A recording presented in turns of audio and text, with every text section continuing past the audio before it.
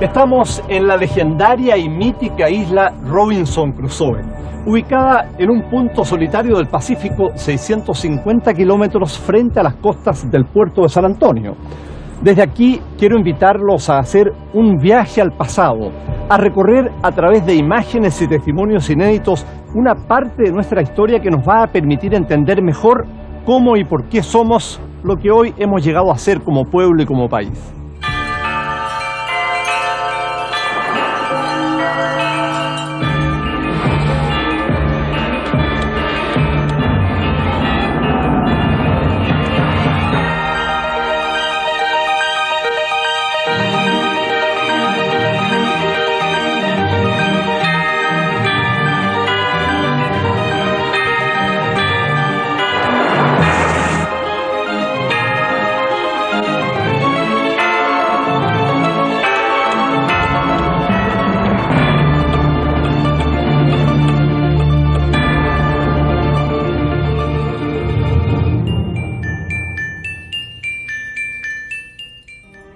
En el Chile de 1914, el vals sigue siendo la música con que los chilenos se enamoran.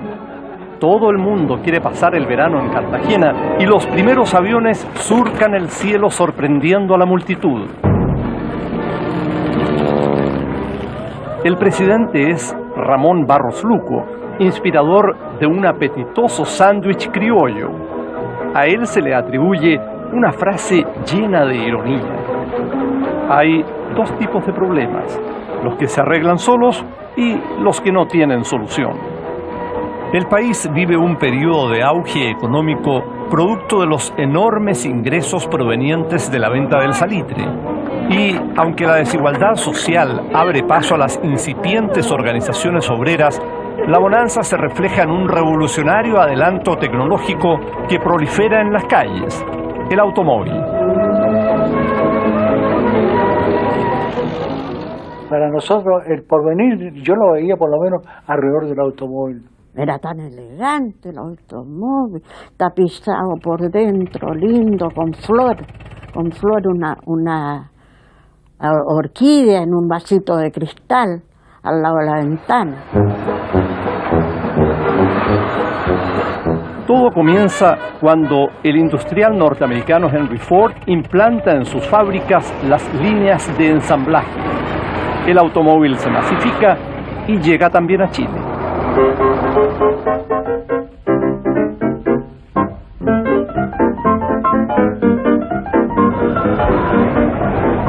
Al poco tiempo, los chilenos chocan y se atropellan. La falta absoluta de reglamentación hace de las calles un peligro público. Y, aunque parezca increíble, nacía ya la congestión vehicular. Entonces empezó la dificultad del tránsito. Por tanto, la adelantada. Por la derecha, por la izquierda. Entonces salió un sistema que se puede manejar al hueco. El progreso no se detiene y las antiguas góndolas tiradas por caballos son reemplazadas por modernos tranvías de 2 pisos. Y se subía y tenía 2 pisos, se subía por una escalerita y se cobraba más caro abajo que arriba. Y había una cobradora que era muy especial, una señora muy importante con leva larga y con una cartera muy grande y sacaba boletos de la cartera y echaba la plata. Cuando ya haciendo escalinata los hombres le miraban las piernas, porque antes no se veían las piernas como ahora. Pocos años después nace el automovilismo deportivo, cuando a alguien se le ocurre hacer correr a estos bólidos. Sin embargo, la bonanza no durará mucho tiempo. Tanto en Chile como en Europa sucederán acontecimientos que nos cambiarán la vida para siempre. En la ciudad de Sarajevo se enciende la mecha de la Primera Guerra Mundial. El archiduque Francisco Fernando, heredero del trono del Imperio Austrohúngaro, es asesinado a balazos por un nacionalista serbio. El crimen es el pretexto que necesitan las potencias europeas para expandirse. Europa se divide Con fervoroso patriotismo, miles de voluntarios parten al frente de batalla. Nadie sospecha que se ha iniciado la más sangrienta guerra de todos los tiempos.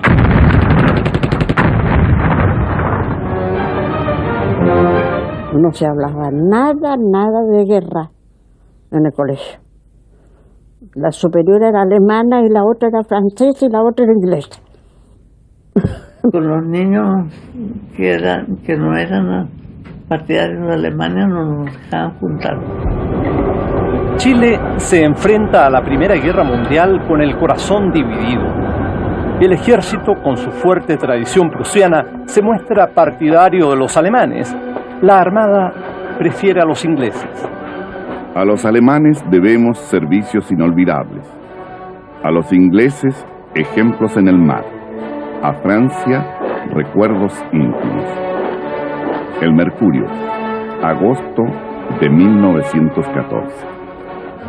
A miles de kilómetros de la conflictuada Europa, Punta Arenas, la ciudad más austral del mundo, es también la cuna de una pujante colonización europea.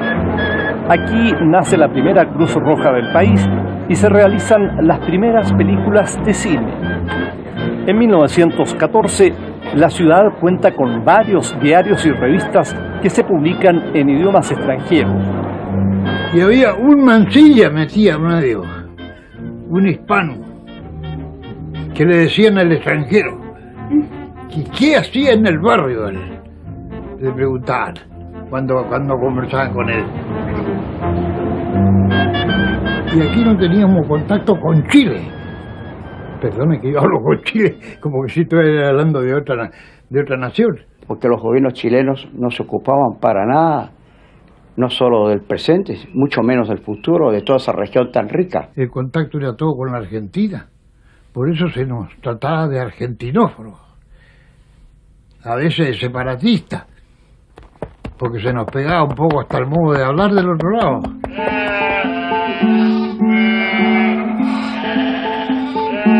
Muchos de los inmigrantes llegaron sin nada y se convirtieron en hombres de fortuna, como el abuelo de Enrique Campos, el español José Menéndez. Era el hombre más rico quizás de América. Lo llamaban el rey de la Patagonia. Tenía 1 millón de ovejas, 20 barcos ya a vapor que navegaban por el estrecho y por los canales y unían a Punta Arenas con Valparaíso y con Buenos Aires, en Montevideo.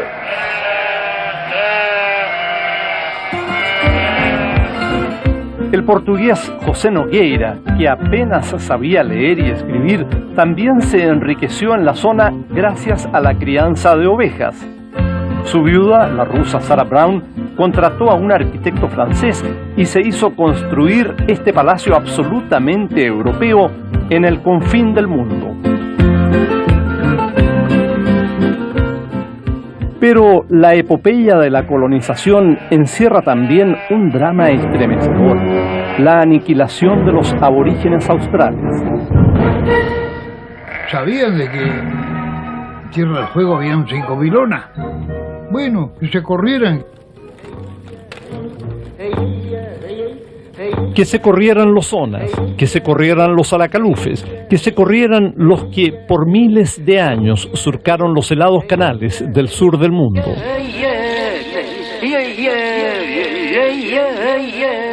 Esta filmación fue hecha en 1920 por el sacerdote salesiano Alberto D'Agostini. Hoy en día son las únicas imágenes en cine que existen del desaparecido pueblo Ona.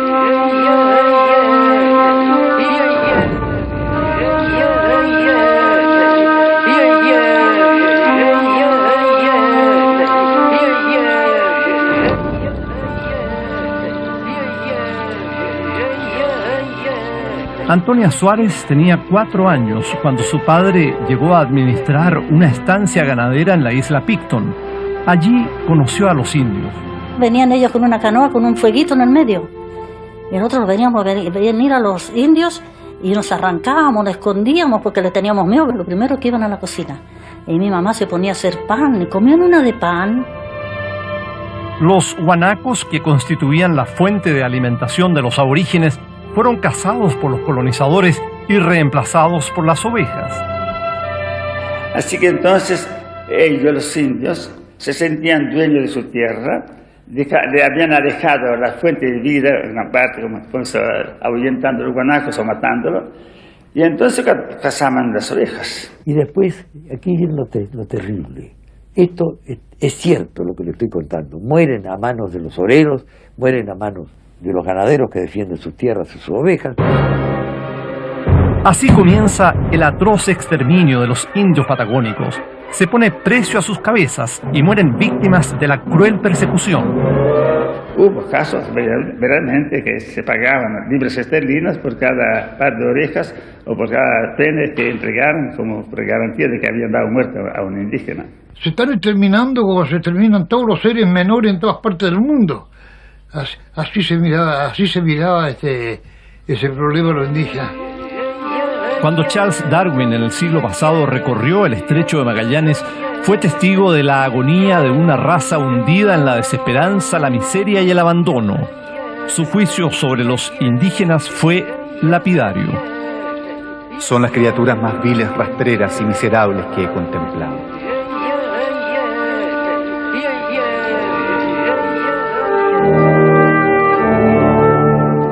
No todos los indios perecen por la encarnizada persecución del hombre blanco.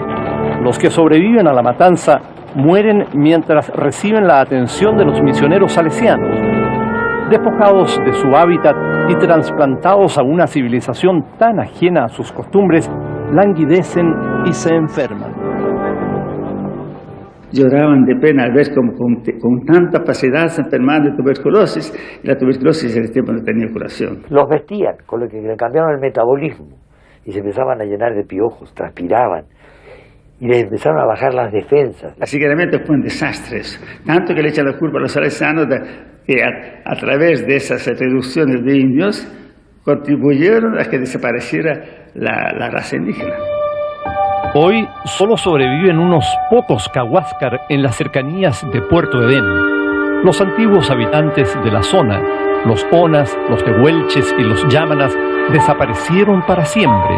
Alberto Achacás es uno de los pocos sobrevivientes.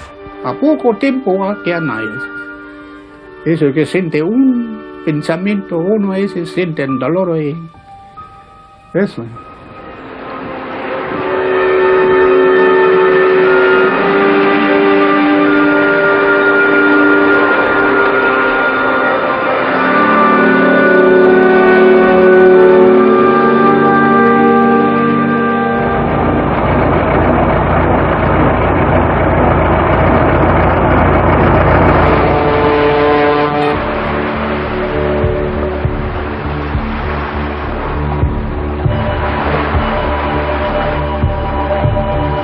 A principios de 1915 llega hasta aquí el crucero alemán Dresden, que venía huyendo desde hace muchas semanas de los ingleses.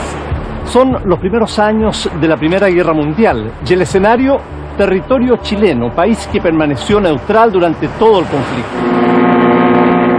Acosado por los buques ingleses Kent, Glasgow y Orama, el Dresden huye rumbo a Juan Fernández. Llegó acá esperando que lo vinieran de alguna manera a abastecer, tanto de carbón como de municiones y reparar algunas averías que tenía. En este punto exacto, a 70 metros de profundidad, se encuentra hundido el Dresden. De acuerdo a la legislación internacional, el buque alemán podía permanecer solo 24 horas anclado en aguas de un país neutral. Cumplido ese plazo, el gobierno chileno lo conminó perentoriamente a abandonar esta isla. Sin embargo, el comandante del Dresden se negó a hacerlo. Y permaneció aquí hasta el día 14, en que fue acorralado por 3 buques ingleses. Las naves izaron sus banderas de combate y dispararon contra el crucero alemán. Uno de los proyectiles del Orama se incrustó aquí en la roca, donde permanece todavía sin explotar. Todos se asustaron mucho porque las balas llegaban. Mi papá arrancó con nosotros para adentro al monte. Porque antes sembraban mucho la gente acá. Y la gente que estaba trabajando ahí se tiraban encima de los choclos, de los maíz, del maíz ahí arrancando. Que no se sabía si podía llegar una bala a la casa de nosotros también, pues en cualquier parte. Los alemanes se rinden, pero el capitán del Dresden decide no entregar el buque a los británicos.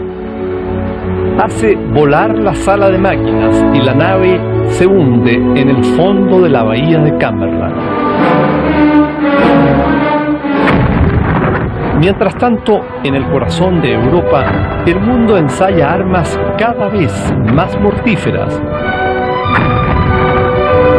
Las ametralladoras disparan cientos de balas en pocos segundos.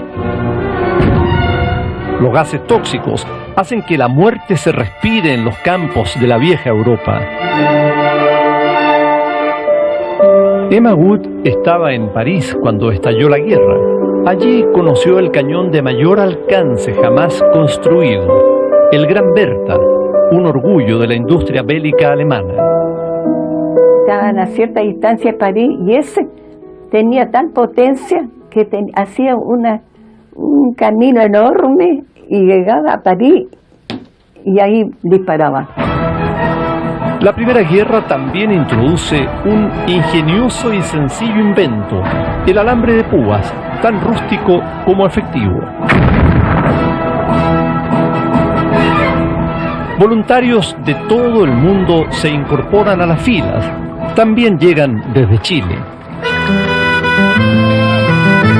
En Valparaíso, en 1917, el niño Vittorio Montiglio sigue el ejemplo de sus dos hermanos mayores y se fuga en un carguero rumbo a Génova.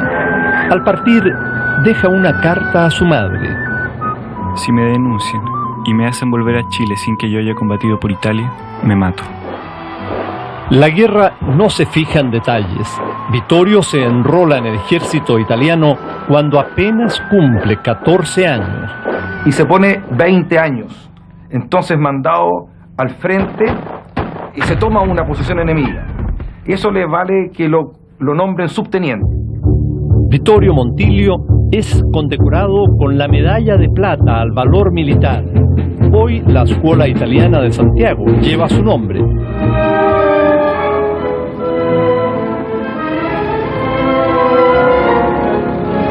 Un tipo de batalla que unos años antes hubiese sonado a fantasía debuta en esta guerra, el combate aéreo.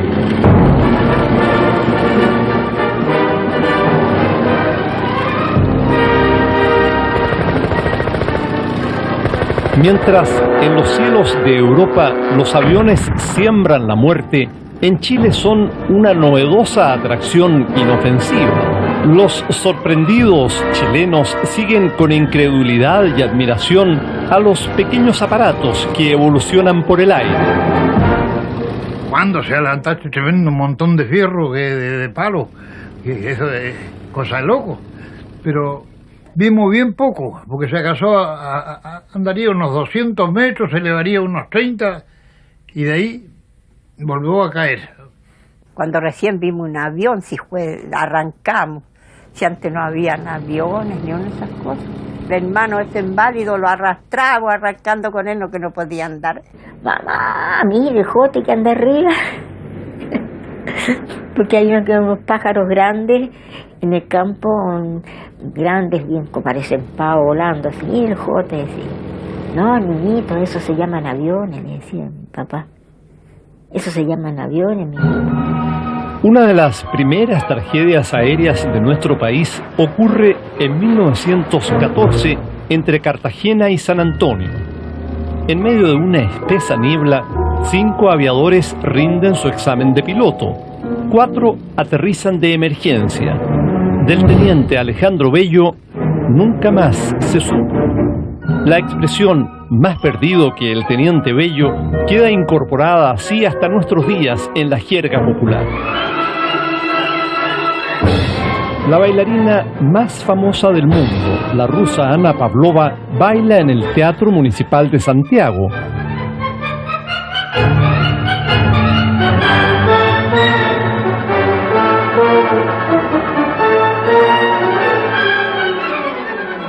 Y mientras se presenta ante el enfervorizado público, no sospecha que su país, la Rusia imperial, deja de existir. Ha estallado la revolución y el país vive su propia guerra en casa. Este es el Palacio de Invierno de San Petersburgo, el mismo que los bolcheviques asaltan cuando se toman el poder e instauran la dictadura del proletariado. Lenin y los bolcheviques encarnan una promesa de cambio que habrá de recorrer el mundo durante el resto del siglo. En Chile, la dictadura del proletariado tiene entusiastas seguidores. El más importante es Luis Emilio Recabarren, incansable luchador del sindicalismo chileno y fundador del emergente Partido Obrero Socialista. Miraban a los rusos como unos tipos peligrosísimos que podían hacer escuela esto de la revolución. Le temían mucho a los rusos. La Primera Guerra Mundial comienza a definirse cuando Estados Unidos interviene a favor de los aliados. 2 millones de reclutas llegan a Europa a enfrentarse a los ya agotados alemanes. Llegó un tío mío que era italiano. Entonces dijo, el Kaiser renunció, o sea, se entregó. Y mi mamá le dio una fatiga, se cayó al suelo, yo casi me morí de susto. El Tratado de Versalles impone una humillante paz para Alemania. En tanto, Inglaterra gana la guerra, pero pierde la hegemonía mundial. El nuevo orden, desde entonces, comenzará a girar en torno a los Estados Unidos de América. El saldo de la guerra es escalofriante. En solo 4 años mueren 14 millones de personas, 4 veces la población de Chile en ese entonces.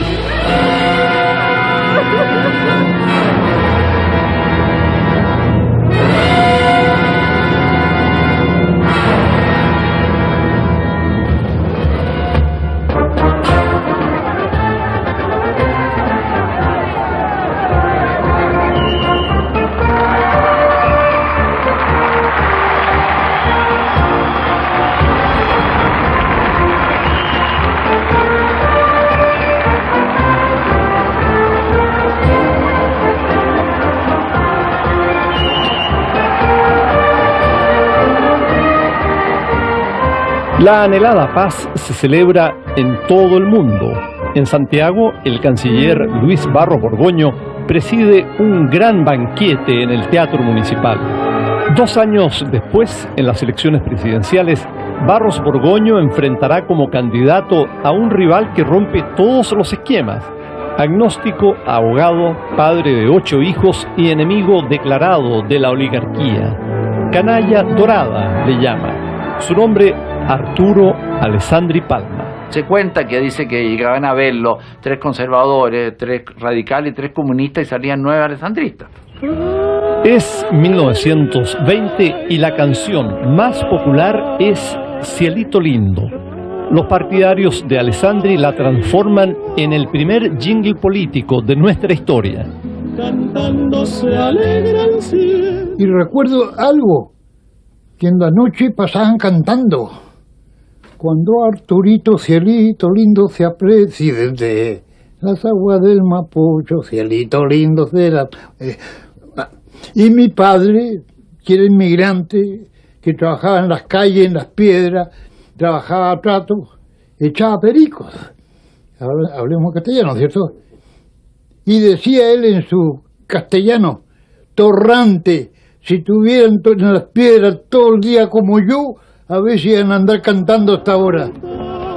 Mientras el candidato Barros Borgoño dicta serias conferencias en clubes sociales, el León ofrece encendidos discursos en las calles, en las plazas, en los sitios de trabajo.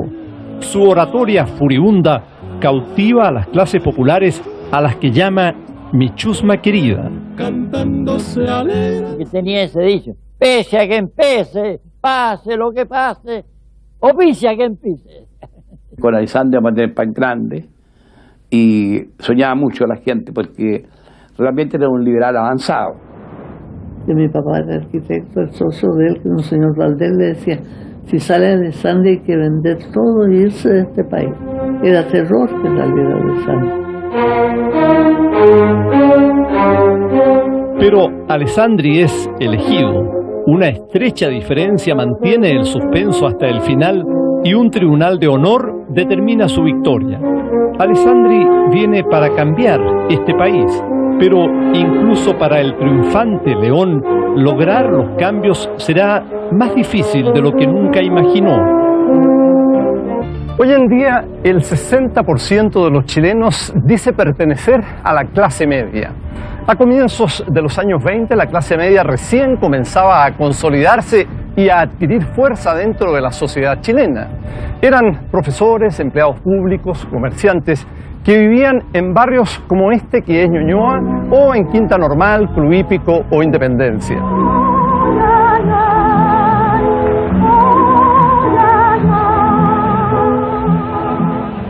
Cuando Arturo Alessandri fue elegido presidente, incorporó a su gabinete a un obrero y a un profesor, Pedro Aguirre Cerda. Por primera vez con el León, la clase media llegó al gobierno en nuestro país. El diario La Nación, fundado por Eliodoro Yáñez, es el portavoz de esta nueva fuerza.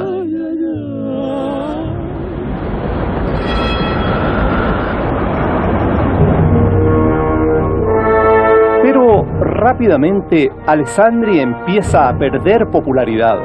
La caída de las ventas del salitre agudiza la pobreza y las enormes aspiraciones de las clases populares no pueden ser cumplidas.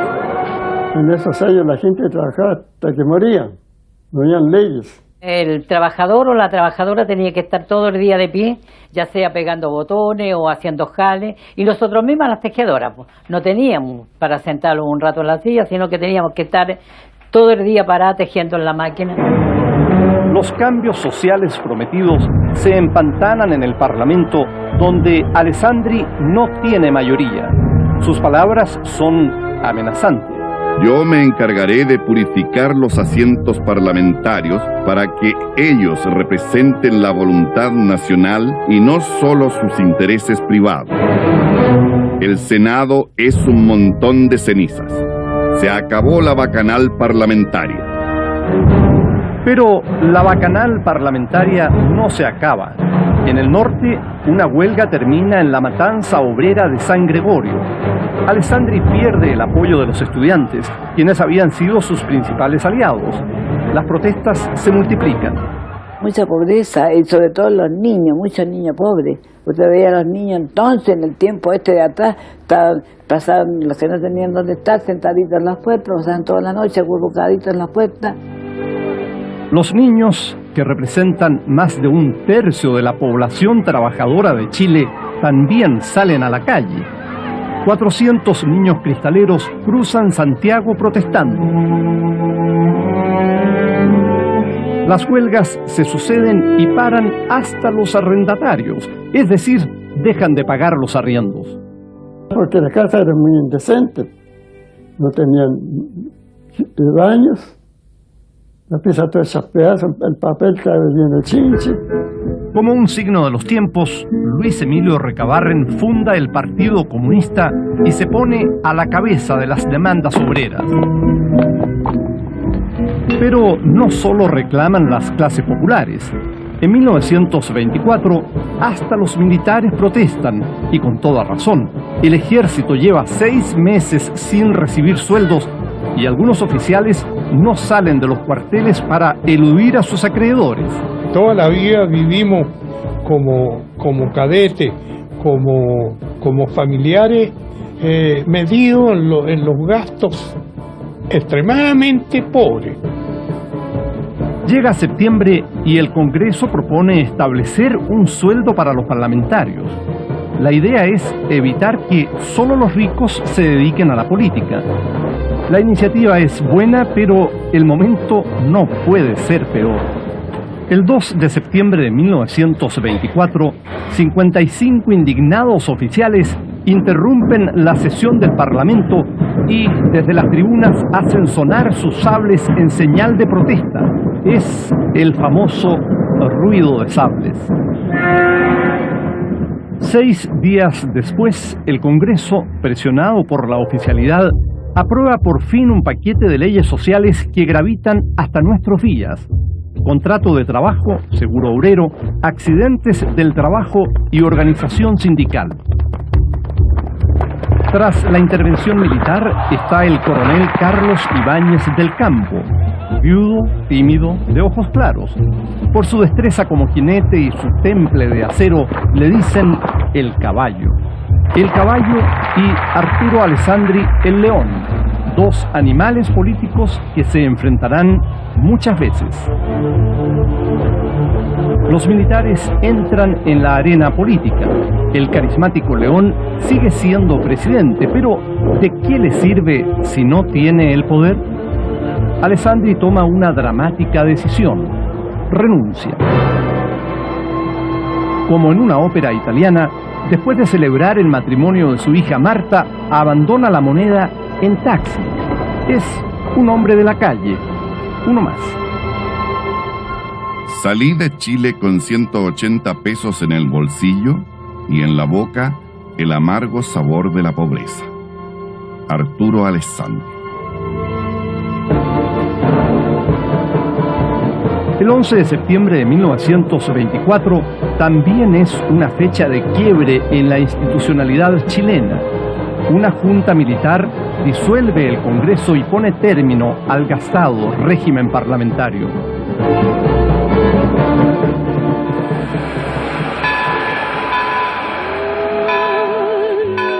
Arturo Alessandri ha partido al exilio. Parece el fin de su carrera política, pero el destino dirá otra cosa.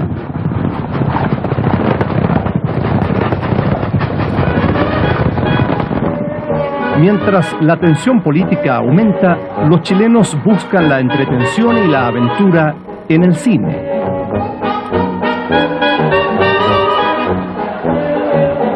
Era tan incómodo que a veces decía se ruega llevar su silla y tenían que llevar la silla para sentarse. Y las salas bien perfumadas, con unas colonias tan ricas. En las escenas de terror, el pianista, los caballos que corrían, y en las escenas románticas, entonces el violín que hacía la la la la la la la la la la. Estábamos todos sufriendo y gritando y hablándole al para que no hiciera eso, porque lo iban a golpear, lo iban a tomar prisionero. Pero era así el cine, la imagen y nada más, lo demás lo ponías tú. Chaplin era la estrella máxima de las comedias y Eddie Polo el ídolo de las películas de acción. Un ídolo para mí. Siempre queda en peligro. Y cuando yo tenga un hijo, le dije a mi hermana un día, le voy a poner Eddie. Mi hermana casi me pega porque los mocosos no debían hablar de esa... Ella era mayor, no debía hablar de esa insolencia, de cuando tenga un hijo. Y ahí está. Eddie Perich, catedrático de la universidad, sí. No le gusta el nombre. En Chile, la industria fílmica se desarrolla vertiginosamente. 1925 es el gran año. Se estrenan 16 largometrajes, un récord que hasta hoy no ha sido superado. De entre todas estas películas, la más importante es esta, El húsar de la muerte.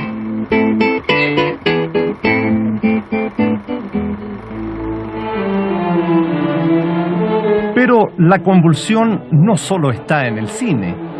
Entre los militares que están en el gobierno cunden las disputas y el nombre de El León vuelve a aparecer. Carlos Ibáñez, el mismo que provocó su salida pocos meses antes, le pide que vuelva del exilio.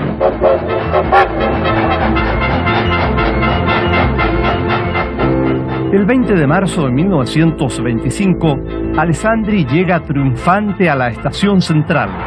En las calles lo esperan más de 200.000 personas, una multitud increíble para la época. Es el delirio. Se fue por la Alameda, todo el pueblo arremolinado. No se podía andar de gente, yo fui. Así que lo vi. Lo aclamaba, la gente lo aplaudía. Estaban las damas de la aristocracia de Santiago. Y gritando, abajo Alessandri, abajo Alessandri, vivan los militares. Don Arturo hizo parar el coche, las quedó mirando y hubo un silencio general.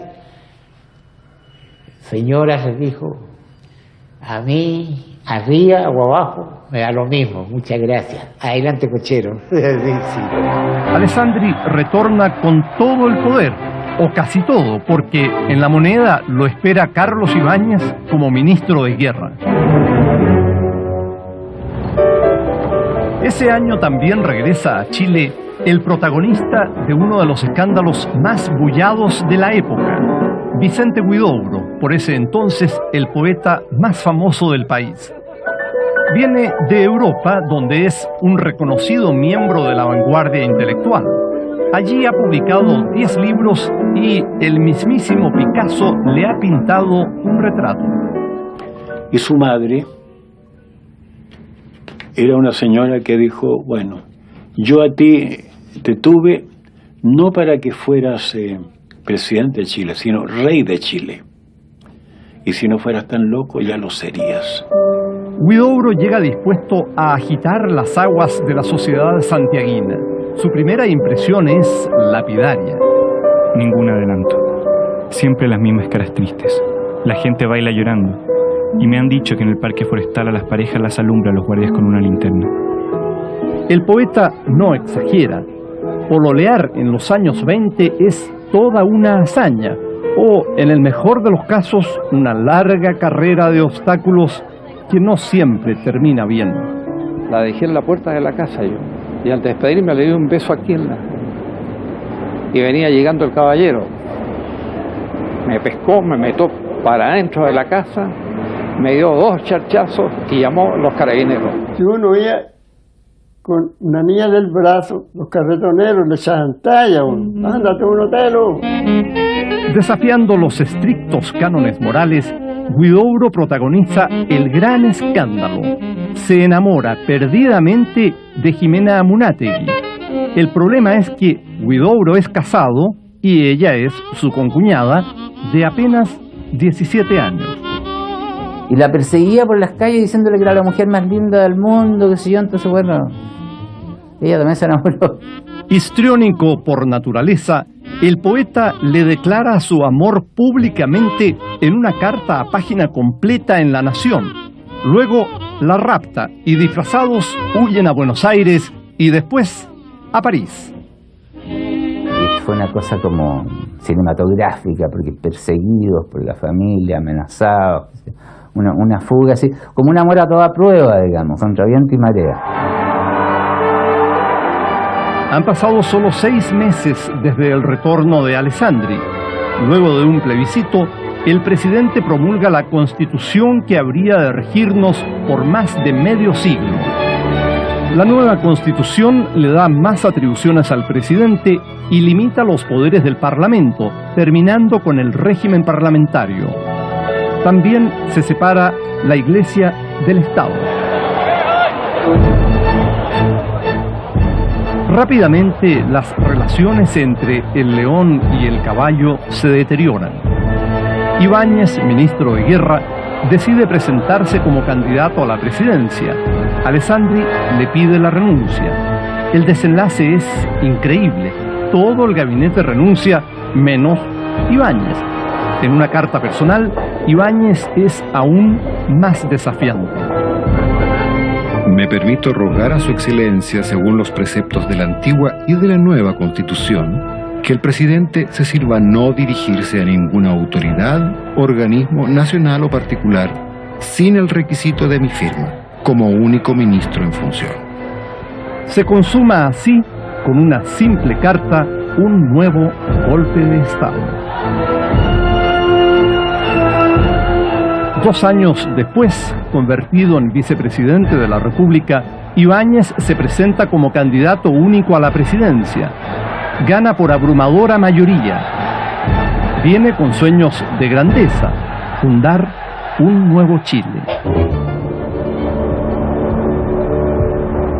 A través de estas maravillosas montañas, durante 74 años pasó el tren que unía Chile con Argentina. Comenzó a funcionar en 1910 y en ese primer año 26.000 personas lo utilizaron. Incluso posteriormente hubo presidentes de Chile que a través de esta vía partieron o regresaron del exilio. En la madrugada del 7 de julio de 1927, poco después de la victoria de Ibáñez, una tragedia conmovió al país y se produjo precisamente en este trayecto. El ferrocarril trasandino ha cruzado la cordillera y sus pasajeros duermen.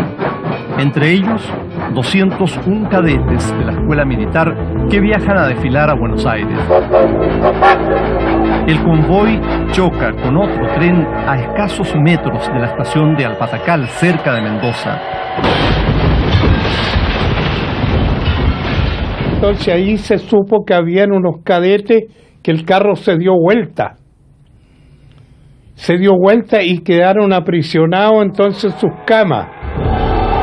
En la tragedia, 12 jóvenes cadetes mueren y otros tantos quedan heridos. Julio Quevedo estuvo allí y hoy recuerda esa noche sobrecogedora. Metí la mano y alcancé a tomar la mano de uno de ellos. Y me decían, por favor, sálvenos.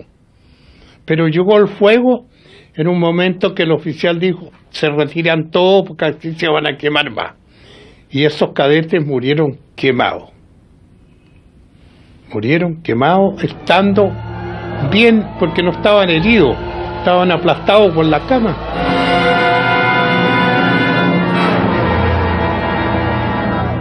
Todo Chile se conmueve, pero Ibáñez no duda un instante.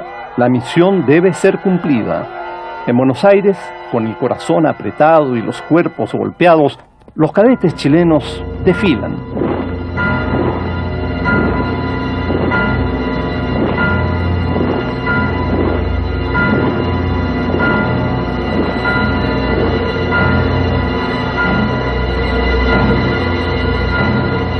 Ahí desfilamos a paso parada y desde los balcones nos dejaban caer flores en pleno invierno. Y donde pasábamos, toda la gente se iba encima y nos quitaron los botones de la ropa, la insignia y todo. Ibáñez es un hombre de carácter.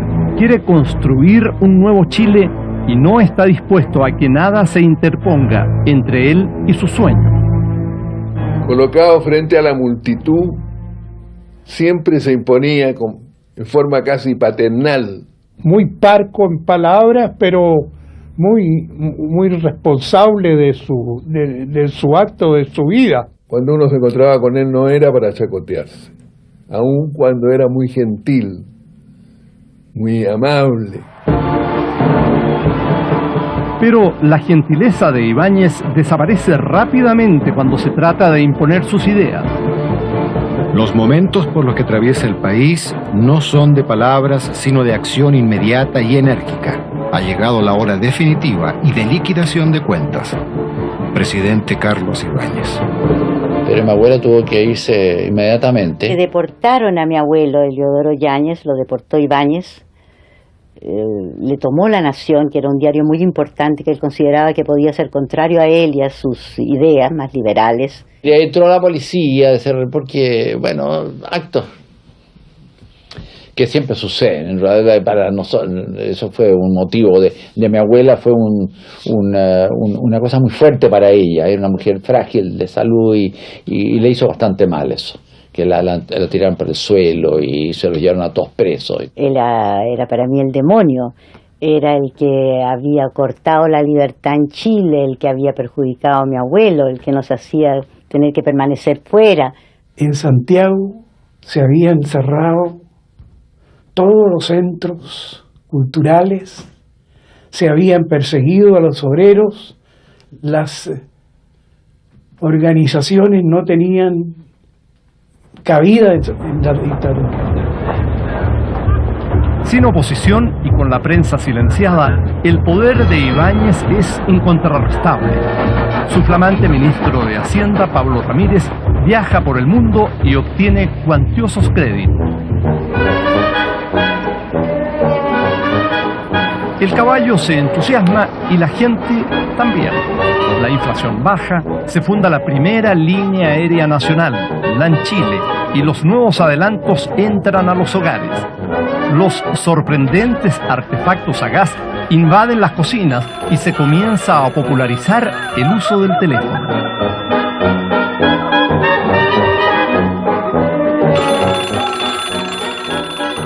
Toqué el timbre y salió una voz que era la que yo quería.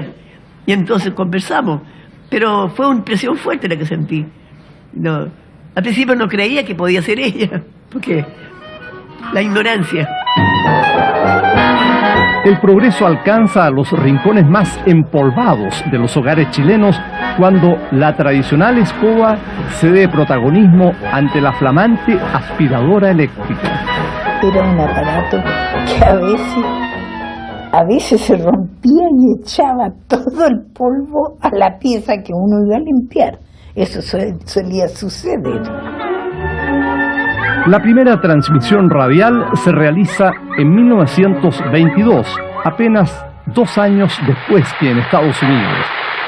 Radio Chilena es entonces la primera emisora nacional. A mediados de esa década hay unos 200 receptores en todo Chile. Pero lo importante era que la gente que tenía un aparato de radio se sentía muy orgulloso. Entonces ponía su radio no adentro de la casa, la ponía en la ventana, para que quienes pasaran dijeran: oh Dios, el caballero rico este tiene radio, y se quedaban escuchando radio afuera.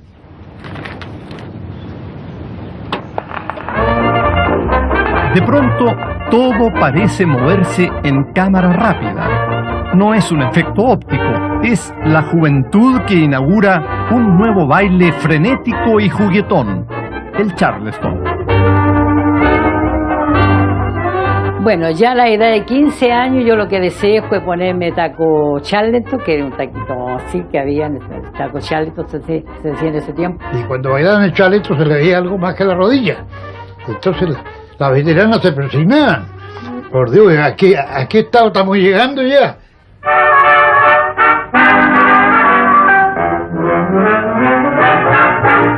Antes femenina era la mujer, pero hoy con la moda se ha echado a perder. Antes no mostraba más que rostro y pie, pero hoy muestra todo lo que quieran ver.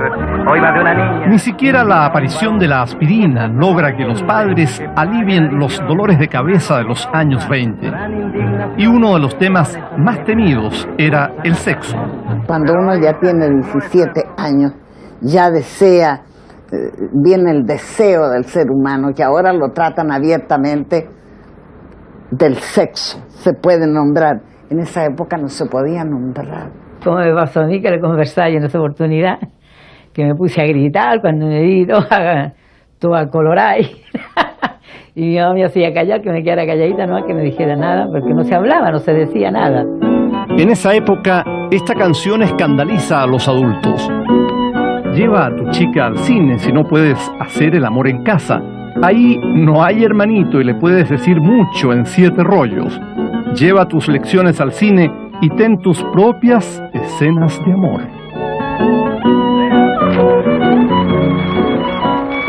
Incluso el naciente cine chileno es acusado de propagar la inmoralidad. Vergüenza, una polémica película filmada en Antofagasta, es prohibida por varios meses por la crudeza del tema. La recién establecida censura cinematográfica introduce la calificación de ciertas películas como, comillas, no aptas para señoritas. Una de esas señoritas conquista el corazón del implacable general Ibáñez. Recién instalado en La Moneda, el presidente anuncia matrimonio con Graciela Letelier, la hija menor de sus vecinos.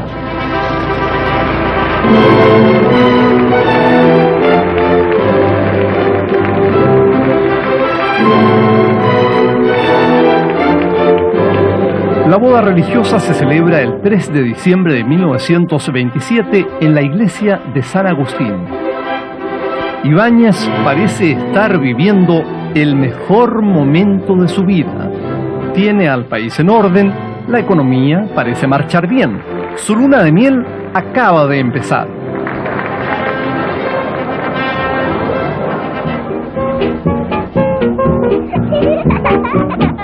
Se termina la década del 20 y, como muchas veces en nuestra historia, los chilenos nos creemos dueños de una prosperidad que parece no tener fin.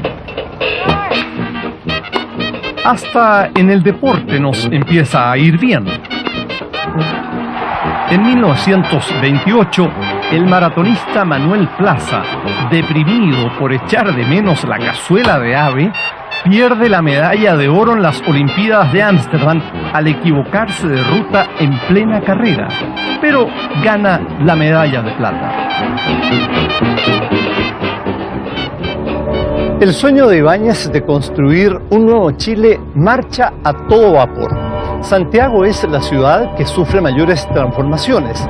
Surgen nuevos barrios residenciales como este de Concha y Toro, que está ubicado a muy escasos metros de la Alameda y que está construido a imitación de un pequeño barrio europeo. Se iluminan y pavimentan las calles y se levantan grandes rascacielos de hasta 10 pisos como el del diario La Nación. De esa época son edificios tradicionales de Santiago como el de la Biblioteca Nacional y el del Club de la Unión. Sin embargo, la sensación de progreso y riqueza que vive el país hacia fines de los años 20 no iba a durar demasiado.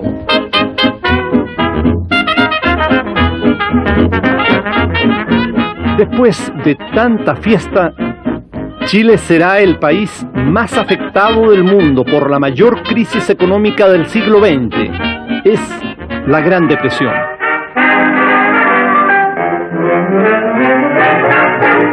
Antes femenina era la mujer, pero hoy con la moda se ha echado a perder. Antes no mostraba más que rostro y pie, pero hoy muestra todo lo que quieran ver. Hoy más de una niña invita a un varón y es cosa corriente que pague la adición. Más lo que me causa gran indignación son esas melenas que usan la garzón. Lo que más detesto es la melena, porque a la mujer convierte en nena. Pero hay una, pero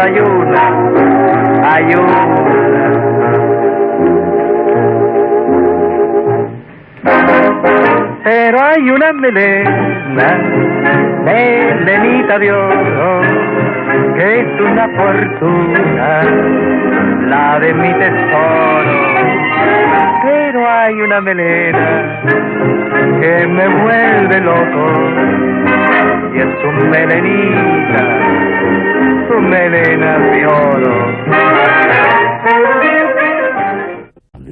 Esto es cierto lo que le estoy contando. Mueren a manos de los obreros, mueren a manos de los ganaderos que defienden sus tierras y sus ovejas. Así comienza el atroz exterminio de los indios patagónicos. Se pone precio a sus cabezas y mueren víctimas de la cruel persecución. Hubo casos verdaderamente que se pagaban libras esterlinas por cada par de orejas o por cada pene que entregaran como garantía de que habían dado muerte a un indígena. Se están exterminando como se exterminan todos los seres menores en todas partes del mundo. Así se miraba ese problema de los indígenas.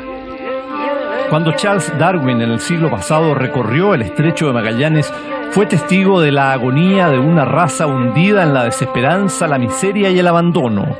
Su juicio sobre los indígenas fue lapidario.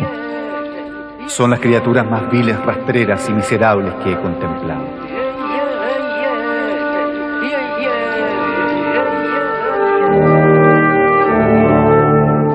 No todos los indios perecen por la encarnizada persecución del hombre blanco.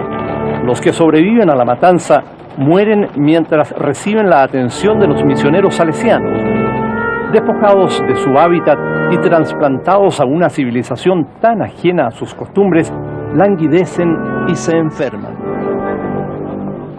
Lloraban de pena al ver como con tanta facilidad se enfermaban de tuberculosis, y la tuberculosis en ese tiempo no tenía curación. Los vestían, con lo que le cambiaron el metabolismo, y se empezaban a llenar de piojos, transpiraban, y les empezaron a bajar las defensas. Así que realmente fue un desastre eso. Tanto que le echan la culpa a los salesianos que a través de esas reducciones de indios contribuyeron a que desapareciera la raza indígena.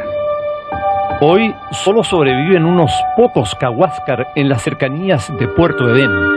Los antiguos habitantes de la zona, los Onas, los Tehuelches y los Yámanas, desaparecieron para siempre.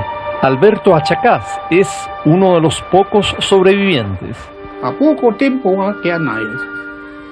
Eso que siente un pensamiento, uno ese siente el dolor y eso.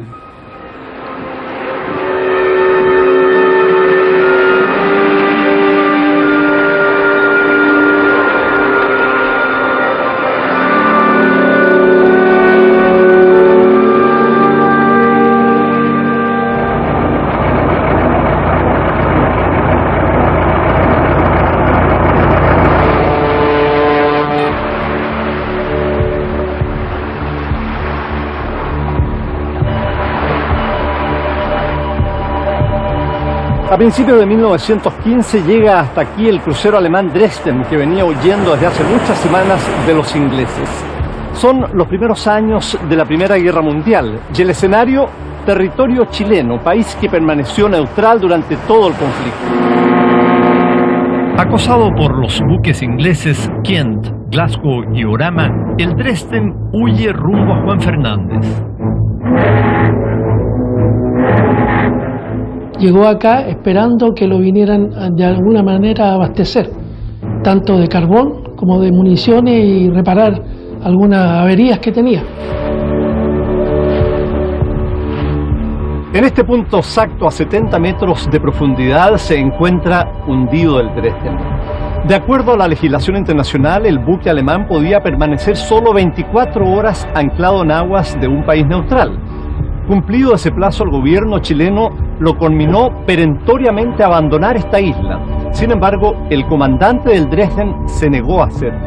Y permaneció aquí hasta el día 14, en que fue acorralado por 3 buques ingleses. Las naves izaron sus banderas de combate y dispararon contra el crucero alemán.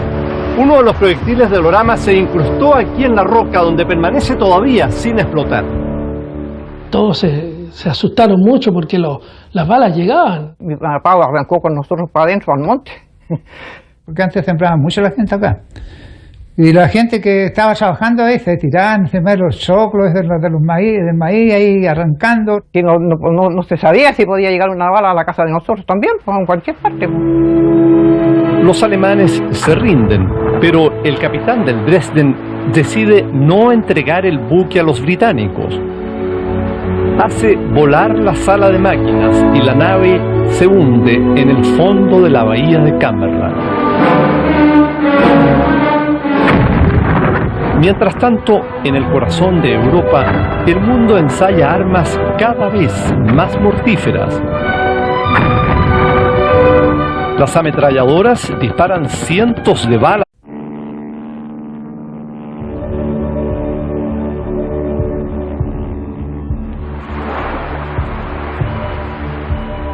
Estamos en la legendaria y mítica isla Robinson Crusoe, ubicada en un punto solitario del Pacífico, 650 kilómetros frente a las costas del puerto de San Antonio.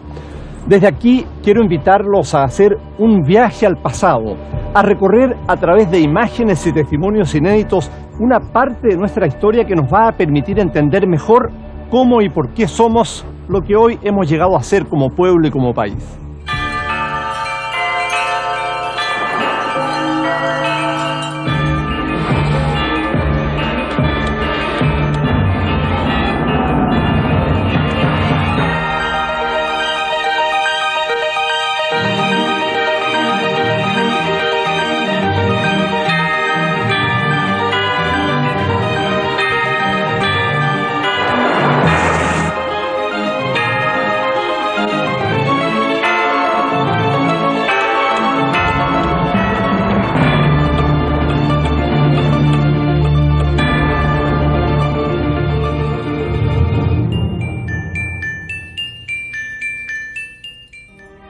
el Chile de 1914, el vals sigue siendo la música con que los chilenos se enamoran. Todo el mundo quiere pasar el verano en Cartagena y los primeros aviones surcan el cielo sorprendiendo a la multitud. El presidente es Ramón Barros Luco, inspirador de un apetitoso sándwich criollo. A él se le atribuye una frase llena de ironía. Hay dos tipos de problemas, los que se arreglan solos y los que no tienen solución. El país vive un periodo de auge económico producto de los enormes ingresos provenientes de la venta del salitre. Y aunque la desigualdad social abre paso a las incipientes organizaciones obreras, la bonanza se refleja en un revolucionario adelanto tecnológico que prolifera en las calles, el automóvil. Para nosotros el porvenir, yo lo veía por lo menos alrededor del automóvil.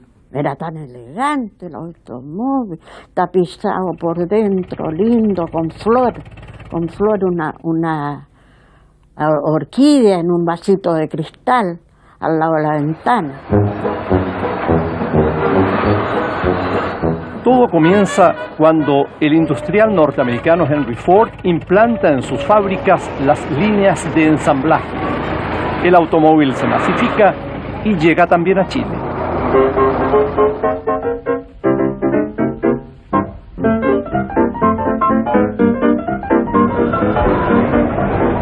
Al poco tiempo, los chilenos chocan y se atropellan. La falta absoluta de reglamentación hace de las calles un peligro público. Y, aunque parezca increíble, nacía ya la congestión vehicular. Entonces empezó las dificultades del tránsito. Por donde la adelantaba, por la derecha, por la izquierda. Entonces salió un sistema que se puede manejar al hueco. El progreso no se detiene y las antiguas góndolas tiradas por caballos son reemplazadas por modernos tranvías de 2 pisos. Y se subía y tenía 2 pisos, se subía por una escalerita y se cobraba más caro abajo que arriba. Y había una cobradora que era muy especial, una señora muy importante con leva larga y con una cartera muy grande y sacaba boletos de la cartera y echaba la plata. Cuando iban haciendo escalinata, los hombres le miraban las piernas, porque antes no se veían las piernas como ahora. Pocos años después nace el automovilismo deportivo, cuando a alguien se le ocurre hacer correr a estos bólidos. Sin embargo, la bonanza no durará mucho tiempo. Tanto en Chile como en Europa sucederán acontecimientos que nos cambiarán la vida para siempre. En la ciudad de Sarajevo se enciende la mecha de la Primera Guerra Mundial. El archiduque Francisco Fernando, heredero del trono del Imperio Austrohúngaro, es asesinado a balazos por un nacionalista serbio. El crimen es el pretexto que necesitan las potencias europeas para expandirse. Europa se divide. Con fervoroso patriotismo, miles de voluntarios parten al frente de batalla, en pocos segundos. Los gases tóxicos hacen que la muerte se respire en los campos de la vieja Europa. Emma Wood estaba en París cuando estalló la guerra. Allí conoció el cañón de mayor alcance jamás construido, el Gran Bertha, un orgullo de la industria bélica alemana. Estaban a cierta distancia de París y ese tenía tal potencia que hacía un camino enorme y llegaba a París y ahí disparaba. La Primera Guerra también introduce un ingenioso y sencillo invento, el alambre de púas, tan rústico como efectivo. Voluntarios de todo el mundo se incorporan a las filas, también llegan desde Chile. En Valparaíso, en 1917, el niño Vittorio Montiglio sigue el ejemplo de sus dos hermanos mayores y se fuga en un carguero rumbo a Génova. Al partir, deja una carta a su madre. Si me denuncian y me hacen volver a Chile sin que yo haya combatido por Italia, me mato. La guerra no se fija en detalles. Vittorio se enrola en el ejército italiano cuando apenas cumple 14 años. Y se pone 20 años. Entonces mandado al frente y se toma una posición enemiga. Eso le vale que lo nombren subteniente. Vittorio Montiglio es condecorado con la medalla de plata al valor militar. Hoy la Escuela Italiana de Santiago lleva su nombre.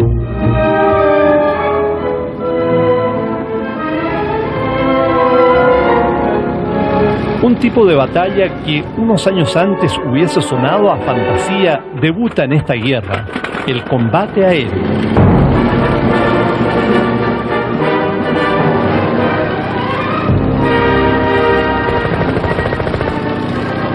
Mientras en los cielos de Europa los aviones siembran la muerte, en Chile son una novedosa atracción inofensiva. Los sorprendidos chilenos siguen con incredulidad y admiración a los pequeños aparatos que evolucionan por el aire. Cuando se adelantaste te ven un montón de fierro, de palo, que eso es cosa de loco. Pero vimos bien poco, porque si acaso andaría unos 200 metros, se elevaría unos 30 y de ahí volvió a caer. Cuando recién vimos un avión, si arrancamos, si antes no habían aviones ni una de esas cosas. El hermano ese inválido lo arrastraba, arrancando con él, lo que no podía andar. Mamá, mire el jote que anda arriba. Porque hay unos pájaros grandes en el campo, grandes, bien, como parecen pavos volando, así, mire el jote, decía. No, niñito, eso se llaman aviones, le decía mi papá. Eso se llaman aviones, mi niño. Una de las primeras tragedias aéreas de nuestro país ocurre en 1914 entre Cartagena y San Antonio. En medio de una espesa niebla, 5 aviadores rinden su examen de piloto. 4 aterrizan de emergencia. Del teniente Alejandro Bello nunca más se supo. La expresión "más perdido que el teniente Bello" queda incorporada así hasta nuestros días en la jerga popular. La bailarina más famosa del mundo, la rusa Ana Pavlova, baila en el Teatro Municipal de Santiago.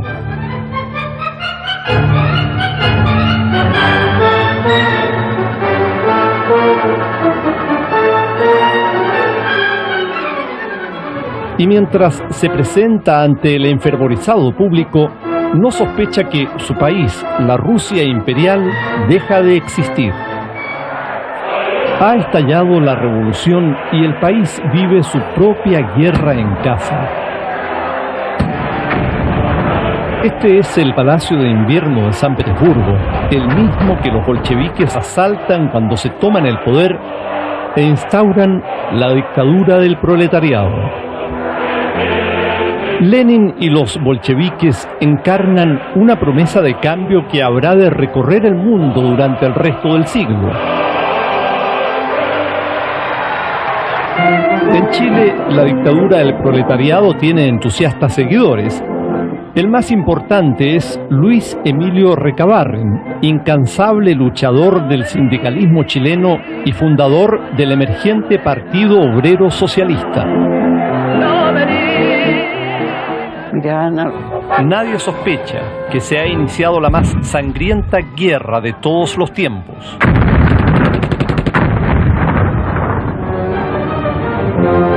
No se hablaba nada de guerra en el colegio. La superior era alemana y la otra era francesa y la otra era inglesa. Con los niños que no eran partidarios de Alemania no nos dejaban juntar. Chile se enfrenta a la Primera Guerra Mundial con el corazón dividido. El ejército, con su fuerte tradición prusiana, se muestra partidario de los alemanes. La Armada prefiere a los ingleses. A los alemanes debemos servicios inolvidables. A los ingleses, ejemplos en el mar. A Francia, recuerdos íntimos. El Mercurio, agosto de 1914. A miles de kilómetros de la conflictuada Europa, Punta Arenas, la ciudad más austral del mundo, es también la cuna de una pujante colonización europea. Aquí nace la primera Cruz Roja del país y se realizan las primeras películas de cine. En 1914, la ciudad cuenta con varios diarios y revistas que se publican en idiomas extranjeros. Y había un mancilla, metía radio, un hispano, que le decían al extranjero, ¿qué hacía en el barrio? Le preguntaban cuando conversaban con él. Y aquí no teníamos contacto con Chile. Perdone que yo hablo con Chile como que si estuviera hablando de otra nación. Porque los gobiernos chilenos no se ocupaban para nada, no solo del presente, mucho menos del futuro, de toda esa región tan rica. El contacto era todo con la Argentina. Por eso se nos trataba de argentinófonos. A veces de separatistas. Porque se nos pegaba un poco hasta el modo de hablar del otro lado.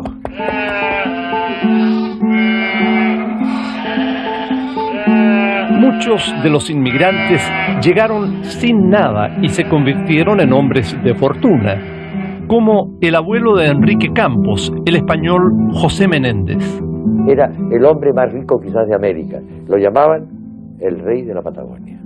Tenía 1 millón de ovejas, 20 barcos ya a vapor que navegaban por el estrecho y por los canales y unían a Punta Arenas con Valparaíso y con Buenos Aires, en Montevideo.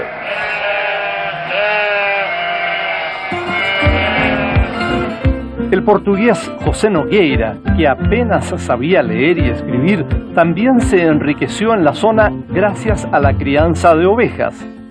Su viuda, la rusa Sarah Brown, contrató a un arquitecto francés y se hizo construir este palacio absolutamente europeo en el confín del mundo. Pero la epopeya de la colonización encierra también un drama estremecedor: la aniquilación de los aborígenes australes. ¿Sabían de que en Tierra del Fuego habían 5 milonas? Bueno, que se corrieran. Que se corrieran los zonas, que se corrieran los alacalufes, que se corrieran los que por miles de años surcaron los helados canales del sur del mundo.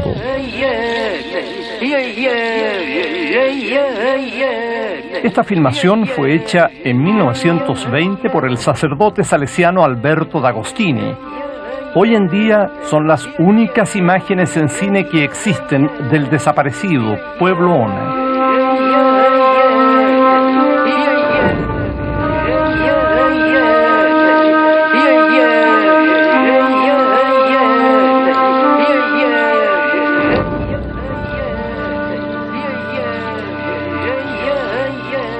Antonia Suárez tenía 4 años cuando su padre llegó a administrar una estancia ganadera en la isla Picton.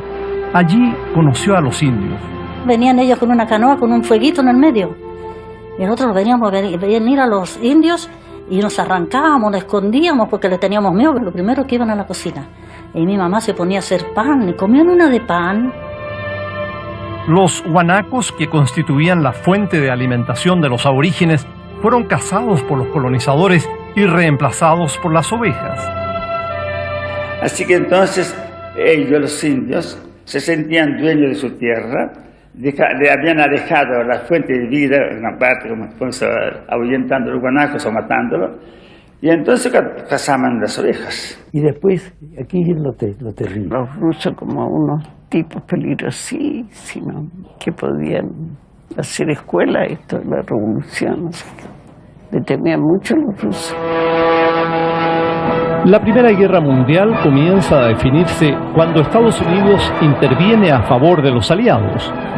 2 millones de reclutas llegan a Europa a enfrentarse a los ya agotados alemanes. Llegó un tío mío que era italiano. Entonces dijo, el Kaiser renunció, o sea, se entregó. Y mi mamá le dio una fatiga, se cayó al suelo, yo casi me morí de susto. El Tratado de Versalles impone una humillante paz para Alemania. En tanto, Inglaterra gana la guerra, pero pierde la hegemonía mundial. El nuevo orden, desde entonces, comenzará a girar en torno a los Estados Unidos de América. El saldo de la guerra es escalofriante. En solo 4 años mueren 14 millones de personas, 4 veces la población de Chile en ese entonces.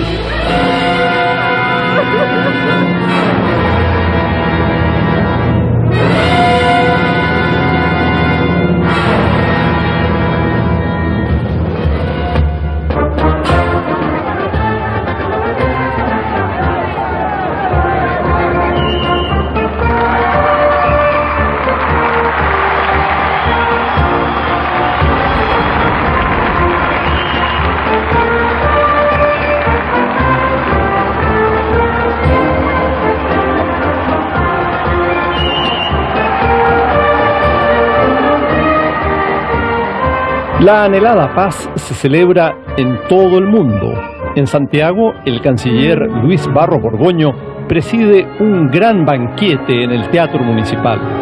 2 años después, en las elecciones presidenciales, Barros Borgoño enfrentará como candidato a un rival que rompe todos los esquemas.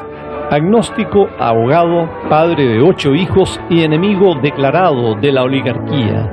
Canalla dorada le llama. Su nombre, Arturo Alessandri Palma. Se cuenta que dice que llegaban a verlo 3 conservadores, 3 radicales y 3 comunistas y salían 9 alessandristas.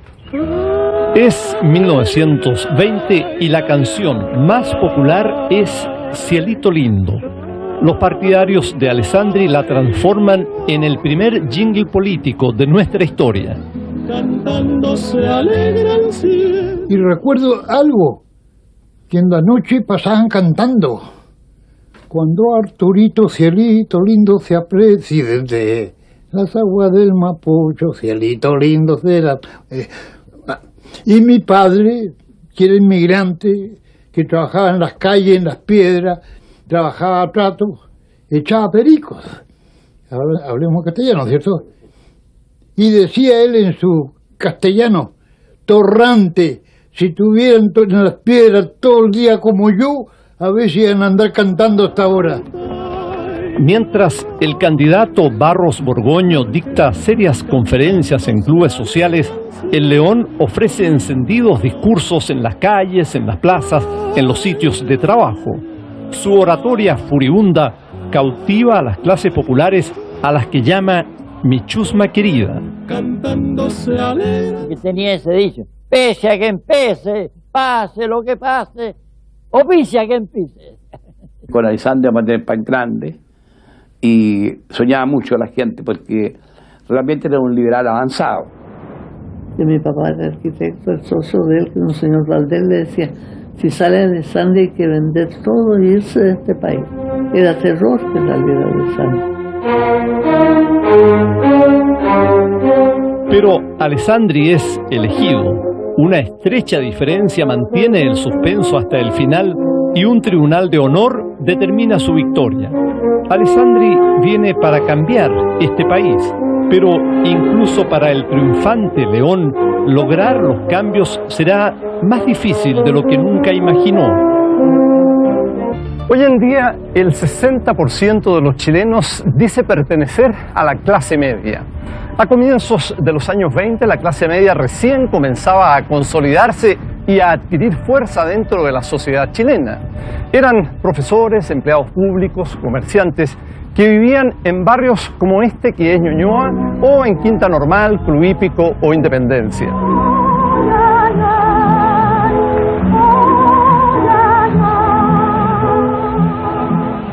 Cuando Arturo Alessandri fue elegido